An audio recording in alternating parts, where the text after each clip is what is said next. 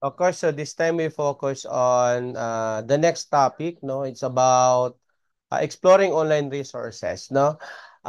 Exploring online resources involves utilizing the vast array of digital tools, no? Platforms and materials available, no? On the internet or to support learning, research, and professional development. So the internet has revolutionized how individuals access information, no?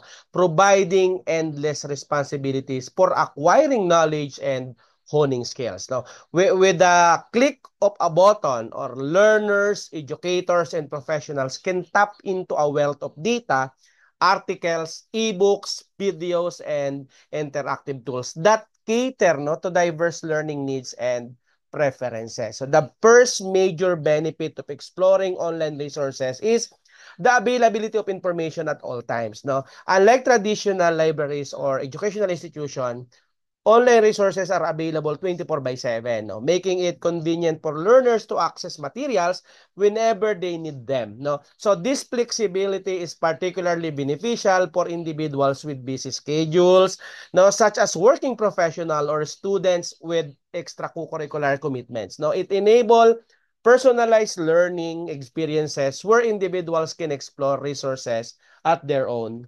pace. No? Now, online resources provide access to global perspective on various subjects, no? Whether you're studying science, business, education, art, IT, or any other field, no? The internet hosts a wide range of sources from different countries and cultures. So this access allows learners to gain a broader understanding of topics and foster a critical thinking by exposing them to diverse viewpoints. No? Exploring such as variety of perspective can deepen the learning experience and continue and contribute to more informed worldwide. So one of the most significant types of online resources is academic database. No?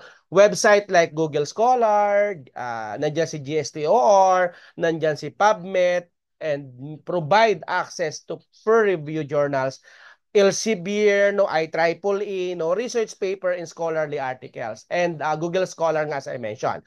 So these databases are essential for conducting thorough research, no, ensuring that learners and professionals can find credible, authoritative information. So, the universities and colleges, no, libraries often provide students with free access to subscription-based resources that would otherwise be expensive. Another key resources is the open educational resources o yung OER na tinatawag natin, which include free and openly licensed materials available for teaching, learning, and research. OER includes textbooks, may lectures, may notes, may quizzes, and even complete courses. No? Uh,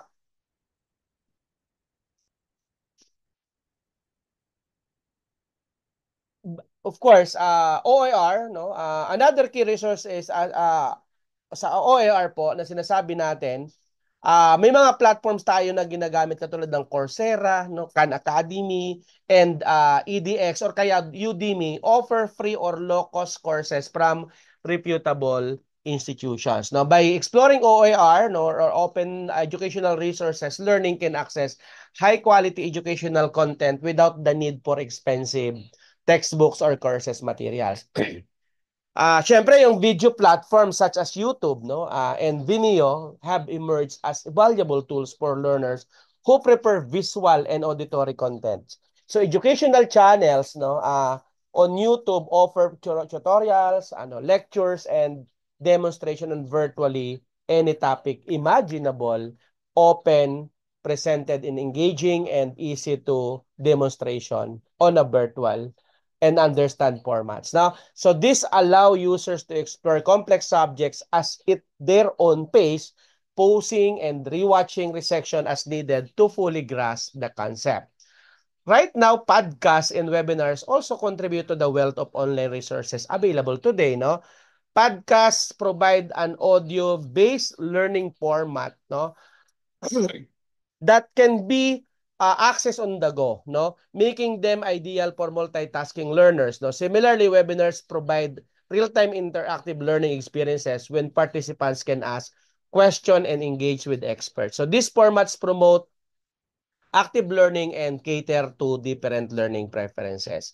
So exploring online resources also includes interactive tools and platforms and their enhanced engagement and practical learning. So website like Quizlet, nandiyan yung Duolingo, and Code Academy offer interactive exercises, no, quizzes and simulations to reinforce learning. And these tools are particularly useful for skill-based learning, allowing learners to practice new concepts in a hands-on environment. So interactive resources help in retaining information more effectively compared to passive learning methods. So social media, of course, has become unconventional but powerful resources for learning.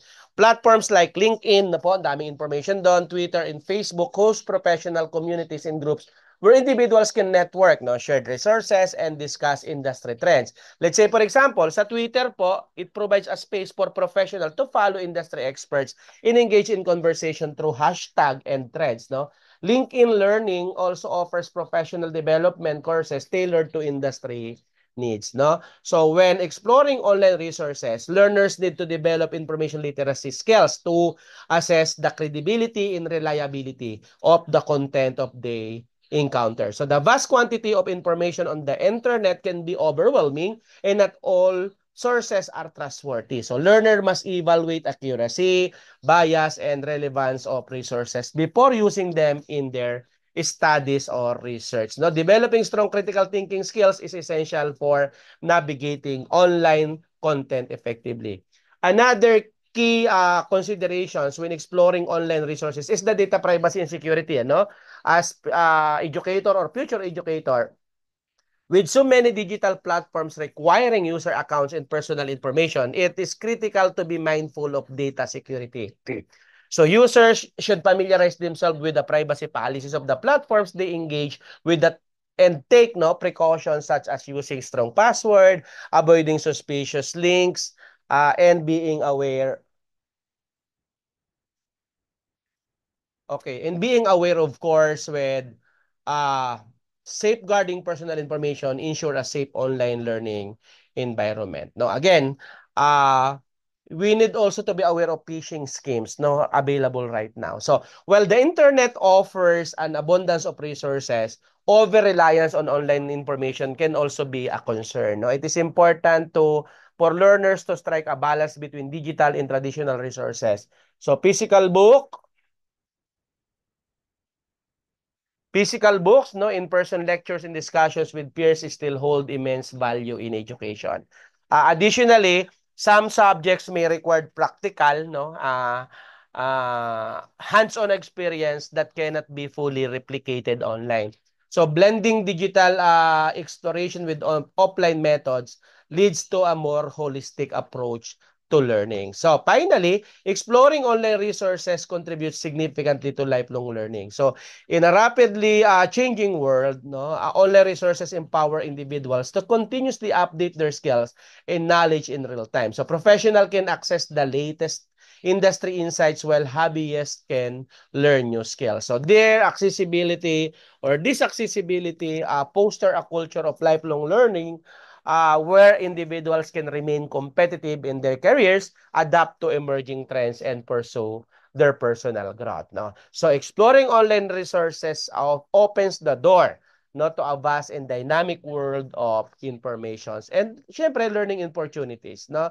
So it enable flexibility, access to global perspective and interactive experiences that can enhance traditional educational methods. However, no, again, responsible exploration requires strong information literacy and attention to security to fully benefit from the rich educational environment available online. Okay?